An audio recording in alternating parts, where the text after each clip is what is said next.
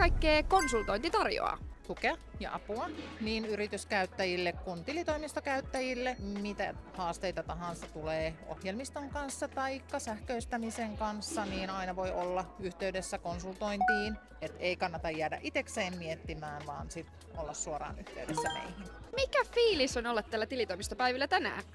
Aivan mahtava fiilis. Tämä on 7. tilitoimistopäivä itselleni. Ihana nähdä asiakkaita, tavata kollegoita ja viedä sitä ProCountorin ilosanomaa eteenpäin tilitoimistoille ja loppuasiakkaille.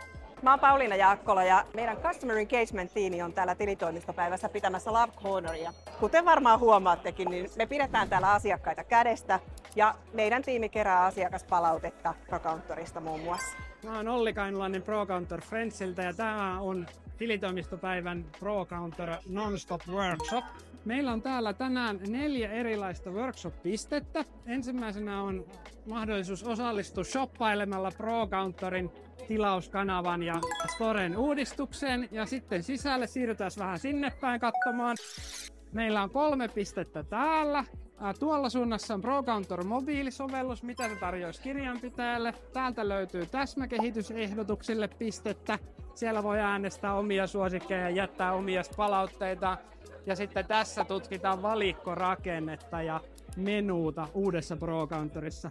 Ja sitten vielä jos tonne kurkataan, niin viimeisempänä meillä on irtokarkkitarjoilu.